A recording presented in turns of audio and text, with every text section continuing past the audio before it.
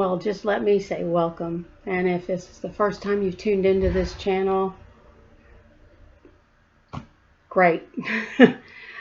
um, we all go through different relationships in life, and sometimes it's hard to figure out how we got into them, how we get out of them, and what part do we play in it. And we tend to beat ourselves up a lot over it. And it's just not women. It's guys do the same thing. Believe it or not, ladies, they do. And I guess what brought this up is I'm been going through quite a bit emotional unrest, as a lot of people are, and it doesn't only happen to you young people. It happens to us older people as well. We have relationships that fall apart just like you do. So I guess being this is probably the first time you've tuned into this particular channel, maybe just because you're curious of how to deal with healing of your emotional state, heart, mind, soul, all of that. It's a challenge. I can attest it's a definite challenge.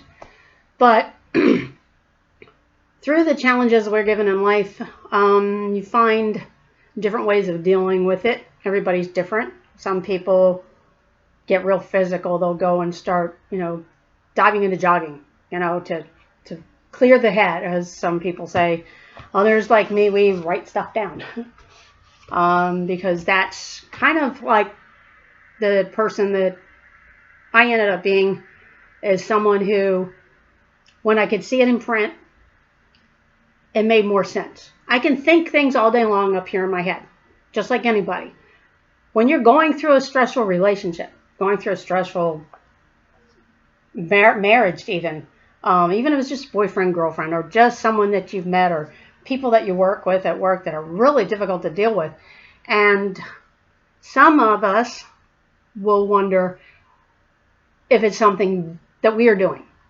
Are we causing it? Are we the cause of this unrest in our lives, and this whole emotional state of unrest? And sometimes we are, and sometimes we're not. Sometimes it's just how it happens. Most of the time it's how we react to things, and other times it's just because of how we grew up thinking things should be. And usually that's pretty much the underlying factor, is how you perceived being an adult would be. For me, I didn't know what it was like to be a kid because I felt like it being a grown-up for a very long time. So I have sometimes, like a lot of individuals, depending on where you are in the sibling chain, whether you're oldest, middle kid, or youngest, and not all middle kids are the troublemakers. Don't anybody ever tell you middle kids you're nothing but trouble, because that's not the case. It's not your fault anyway. It's never anybody's fault. It's what you're made to believe is your fault, actually. So I write things down. So my advice is, if you're going through something stressful, whether it's a relationship or decisions you're trying to make, write it down. Write it down. It doesn't make you angry. It doesn't make you scared, or you're frustrated. And then why? And then read it back to yourself and think, okay, so this is how I'm feeling about this. How do I fix it? Or can I fix it? Because sometimes you can't fix it. Sometimes you just have to basically walk away from it and let it go. Best thing you can do with something that's very upsetting is walk away from it. Find something positive. Because those things that make you angry, make you frustrated, are negative. It's negative energy, and that's not some hippie remark, by the way. But it's a fact that when you're around negative people, don't you tend to kind of like fall into that negative vibe? Like, the old saying, birds of a feather flock together? That's kind of like what it means. And it holds true for other kinds of situations and relationships. Right now, what I want to touch on is the unrest right now going on. And I'm not a young person, so I don't know what you all are really dealing with. I just can tell you from my experience as a young person, things that would probably work. They have in the past, And they say if it's not broke, don't fix it. So, self-examination. When you are in a relationship, and it is intense, right? Ladies, you know what I'm talking about. Guys, you know what I mean too. When it's intense and that the emotions are on their height, you will ignore certain things. You can't help it because you're always looking for that energy, that spark, that 4th of July kind of feeling in a relationship. And when you find it, you don't want to let it go.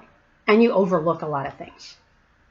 And when you do that, you don't see those little dark spots. You don't see those little warning signs that there's something else going on. And that's when, especially us gals, we get ourselves into trouble because we don't want to see anything bad. We're so enamored with this individual that we don't want to see anything bad. Guys do the same thing with women. They do. They just dote on this wonderful woman that they've met, just like us ladies will basically do anything to keep our guy happy. And we forget about whom? We forget about ourselves. Because you're the only one you can count on. Honestly, that's the truth. You have to live with you. People will come and go in your life. They always do. Sometimes they'll stick around and it's a good fit.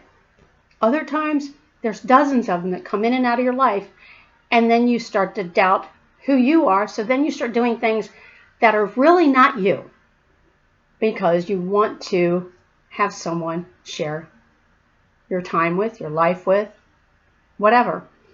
And so you start making decisions that really aren't what you want or what is truly yourself.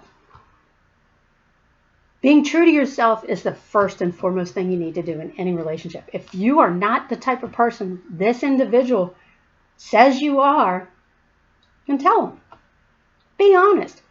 Why set yourself up for a really hard fall or a big disappointment, or you get almost to the altar and then you realize, I can't do what he wants me to do. I can't do what she wants me to do. That's not who I am.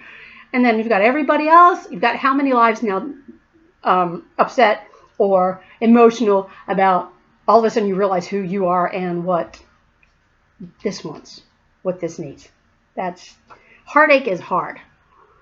And it's hard to heal. And I've had to heal mine multiple times.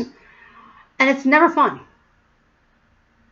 And you'd think an old gal like me, I'd learn from those mistakes. At the time, no.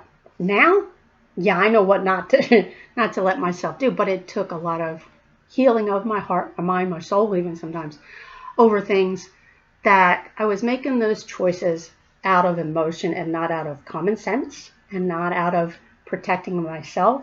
I was more interested in the other person's happiness than my own. But I have to live with me at the end of the day, just like you have to live with you at the end of the day.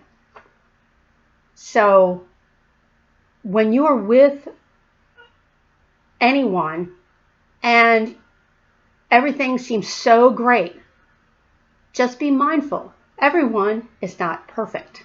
And when we look for perfection and we forget to look for those little imperfections, they're not deal breakers. The little imperfections aren't deal breakers.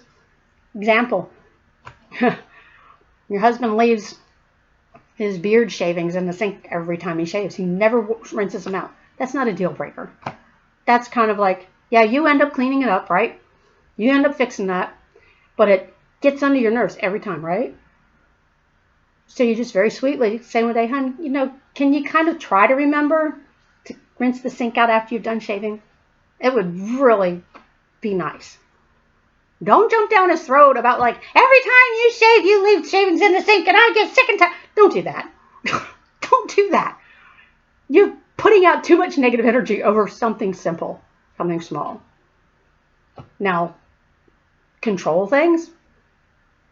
If you're in a relationship and you haven't put that ring on your finger yet, and you are being told that you need to do this in order for that person to be happy, and this goes both ways, not just men to women, women to men, because I know a woman who does this.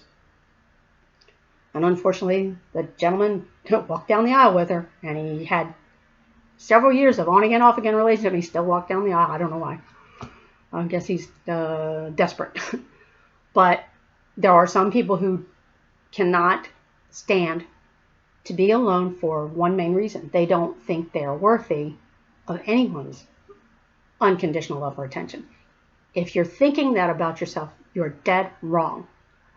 Everyone is worth something to not just themselves, but to someone else. It's whether you have the patience to weed through the garbage or the con men or con women, whoever they are, if you have the courage and the fortitude and the intuition to spot it, to know, well, the next person I meet, I'm going to make sure that if that is a quality, I'm staying away from that person. The more that you can do that, the better your relationships with people in general are going to be. And I'm no psychiatrist or anything. I just talk from experience and what I see and friends that I've had and watch them go through some really major stuff and stand in the wings and not be able to do a thing about it. Well, it's not my job. Everyone has a mind of their own. We all have our own free will. We can do what we want, but we have to be careful if we want to keep our own sanity and our own sense of self-worth. The one thing I have noticed is there are a lot of young people in this 21st century who have a low sense of self-worth. And I can't say for a fact, but when you grow up in the era that I did, there was more support on the home front from parents with their children. I didn't get it, but my kids did. See, I learned from my situation growing up. I wasn't encouraged to do anything. And when you're not encouraged and you're not given an opportunity to show that you have a worth to yourself, and you don't have a chance to prove it because no one's interested, then you grow up introverted. You grow up with really only looking for what you can get out of other people. And that's not a good way to spend your life, because you have to be happy with yourself inside first. And that's a very hard thing to do when you don't have people urging you on, saying that, oh yeah, you should do that. You should, when you don't get encouragement, that's when you start looking for it the wrong way. So, in my personal experience, when you notice a gift of some kind, doesn't matter what it is. It could be just that your child just loves to be in the kitchen. Maybe they could be a chef. Encourage them. Look, if you really like to cook, I can show you some. Teach them. Parents that get involved with their kids have more well-rounded kids. It's been a fact from forever, because that teaches your child self-worth. It teaches them that any little thing is a talent. If you see your kids watching like shows about space and astronauts and things of that nature, you can put the bug in there. Maybe if you really want to, and you have the ability to, because as a parent, you tell them, you can do that too. I know that you can do that. You just have to apply yourself. You work at it and you can be exactly what it is that you want to be. But I don't see that happening anymore. And it's sad. I see too many kids that are just out there existing and taking what they can take instead of earning what will give them a greater sense of self. And that's the generation that's going to be heading up this country one day. I don't know about anybody else, but that's a scary thought. We grew up, maybe my generation, we grew up in an era of you worked for what you wanted. You worked for what you aspired to do, either as a career, even if it was a hobby. I mean, I went to school with kids who loved woodworking. They didn't become carpenters. They didn't become cabinet makers or anything like that, but they loved using power tools. So when they owned their own home, they could build what they needed. And that is like a great feeling to have, that you can actually do that yourself, not pay someone else to do it. So if you have kids who have an inkling towards something, doesn't matter what it is, as long as it's productive and there is a potential future in it. Engineers, oh my goodness, engineers are one of the things that holds this country, basically any country, together, in that without engineers, we wouldn't have the advancements that we have. Put the bug in your ear. You ever checked into being an engineer when you get out of high school? Well, look into it. I'll help you. Get involved. I guess being a parent is kind of like, maybe start thinking about the young people out there and how their hearts are aching, how their minds are hurting, and how the soul of them is all about take what I can find, take what I can get, and no consequences. They don't think about the repercussions. And now there's a lot of that going on. And it's going to be the downfall. And I am blessed in that in my life path so far, I have been able to mentor to people younger than myself and showing them that you can do anything. If you have an interest in something, and if I can help to teach it, I do. They're not my kids. They kind of feel like my kids. You don't have to be a mentor to your own. If you don't have children, you don't have to be a mentor to anybody. But if you see a young person and you see them struggling, put a hand out to them. Be that good Samaritan for that kid. Even if their own parents don't see that talent and you do, tell them. Tell them they're talented. Do you know how great it would be if every single adult would approach a random kid every day and would see some kind of spark, some kind of talent in them, how much things would change. There would be girls wanting to be in the NASA or the FBI or the CIA, something that would make a difference. Young people are the only ones who can make a difference now. And it needs a little bit of what I call a touch of makeup, a freshening up of the way things are, and get rid of all the ugliness, because there's too much ugliness out there. And if you listen to all the negative stuff, it's going to start sinking in, and you start to believe that stuff. And that's why I don't watch the news. I refuse to, because there's nothing on there that's uplifting. There's nothing positive, typically. It's all this downtrodden stuff, and life's too short. I used to think the same way, that the world was my oyster until it got dashed to the rocks by not being encouraged in what I wanted to do. So now I do this. This is one of the many things that I do, but I wear these silly things on my head. But if it gets someone to listen to common sense, so to speak, then it's worth it. I'm not here to impress anybody. I'm just here to tell you that I care a lot, because I grew up caring a lot. And I cared a lot about a lot of people. And that's never stopped.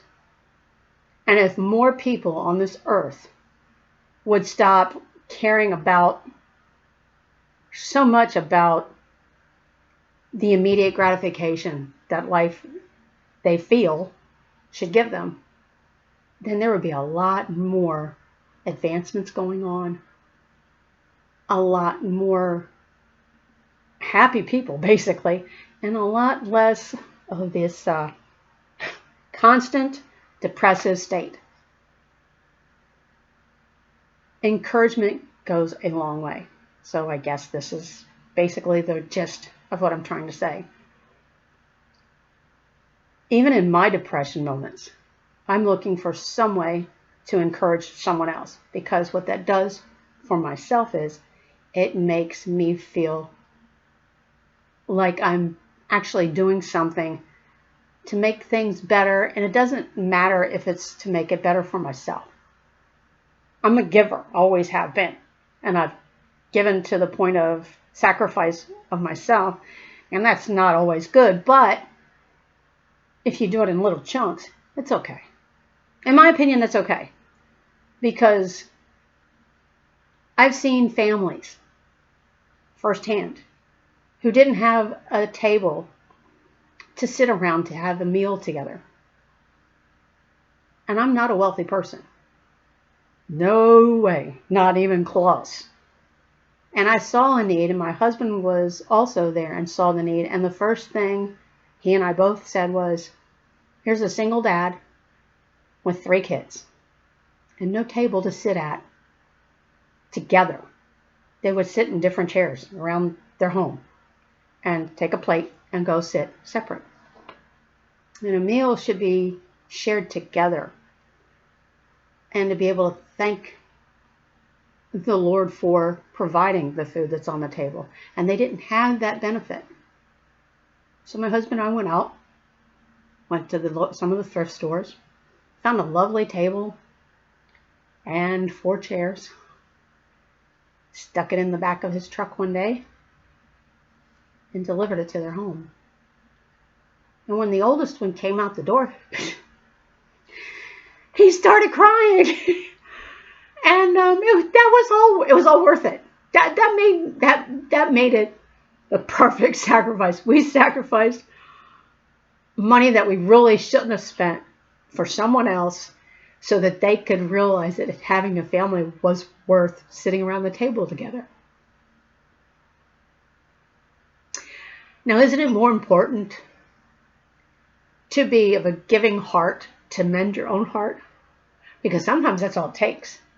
Sometimes all it takes is for one good act to be given back a thank you that speaks volumes. And there's no price tag on that. And if I've been rambling, I apologize. But when you're an old chick like me, and you got a lot on your mind, and you got a lot on your heart, and you want to just say so much, and I'm always at home because I can't really, because of physical limitations, I really can't do like all you young people do out there, busting a gut and, making a buck. And I just wanted to let you all know that there is a lot that you have to offer. And there's a lot of blessing in giving from yourself. And one of the main blessings you get from giving from yourself is that peace of heart, that peace of mind, the soul feeling of you are priceless, you're special, and what you just did for someone, there's no price tag on it, and it doesn't need to be. The value of it is right here. The value of it is in him putting it into your mind to do and make a difference, but a good difference. Don't be out just to get self-gratifying things. Things come and go, but people, they're all priceless. Young, old, you name it. It doesn't matter what they look like. They all have a heart. They all have a mind. They all have a soul. And sometimes those heart, minds, and souls need healing. And sometimes, with you trying to heal your own, you can actually help heal someone else just by a kind act. Don't expect anything in return, and you'd be amazed at the paybacks.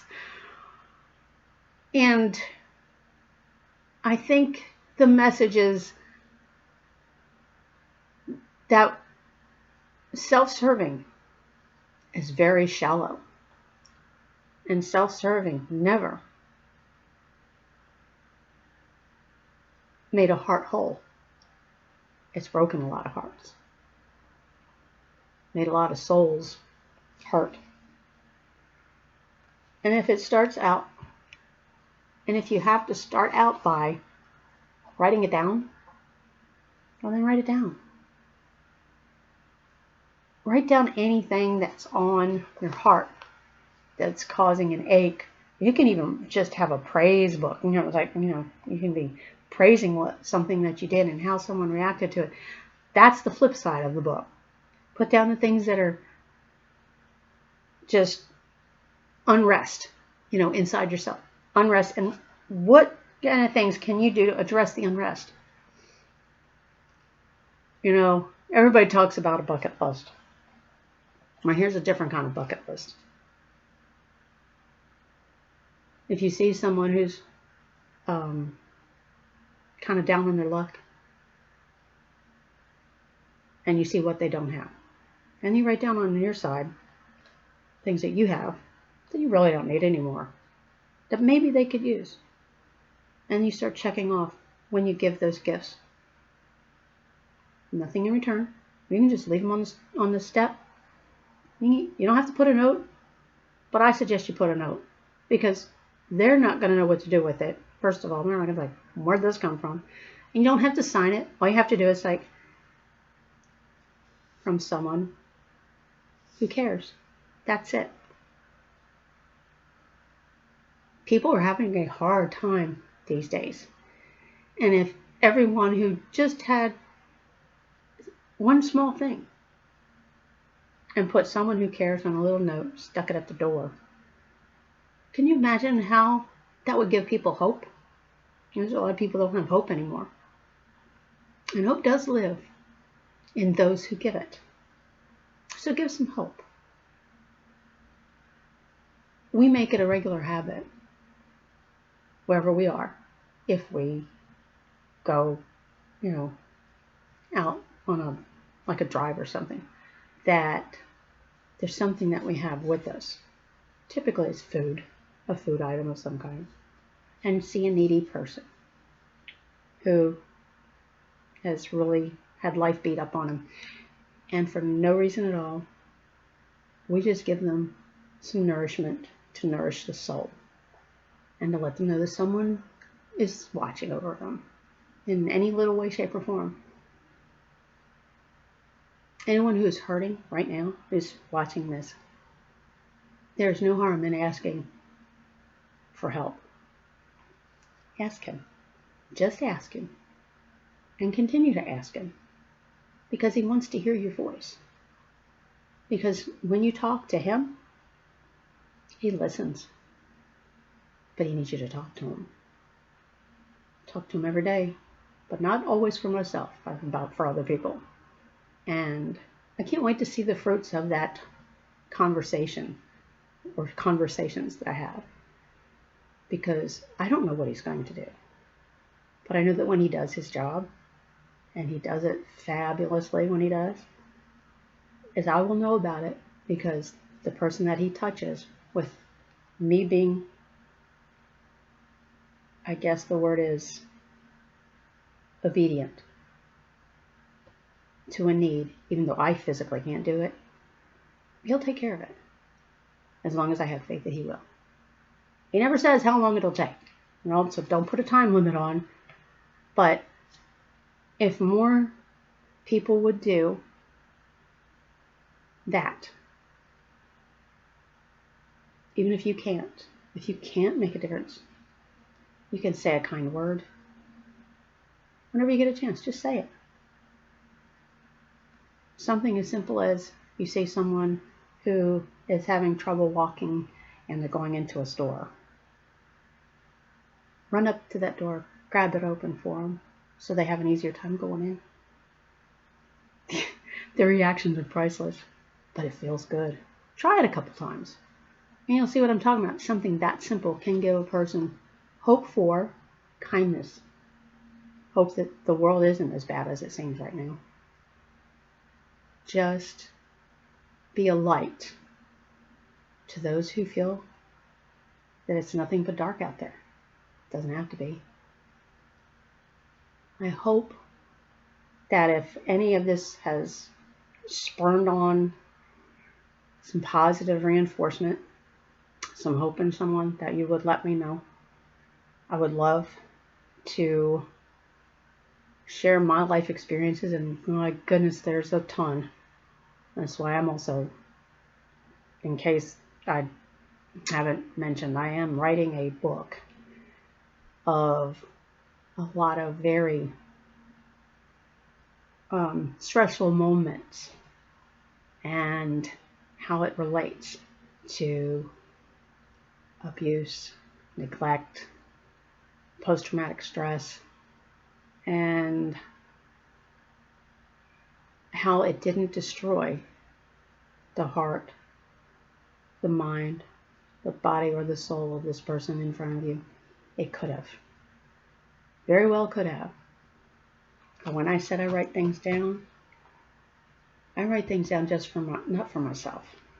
I write them down to share, to help someone else find hope and to find a way to deal with all the ugliness that might be in your life now or has been in the past, and now it affects how you react to the present. It's important to become fully rounded, healthy in your mind, body, and soul. My prayer is that what I'm doing will help at least one person, at least one, to find the joy that's been buried for so long, the passion that's been buried for so long, how to unearth it and how to help it grow to where it's infectious and makes other people around you just want to be around you because of your positive outlook and the energy of joy and love that's coming from you now. If that's what I can do, it's because God has given me the words to do it. That's my prayer for everyone. Again, if you feel led, leave me a comment. Share my video with someone who may need to hear what I have to say. And if there's a situation you want to have addressed, I'll do my best. You wouldn't believe the things that I've seen, the things I've endured, and the things that I've lived through just by looking at this old gal's face. Yeah, you'll be wanting to read the book, I'm sure, because he made a promise. And he promised he would never give us any more than we could handle. And to me, that translates as surviving.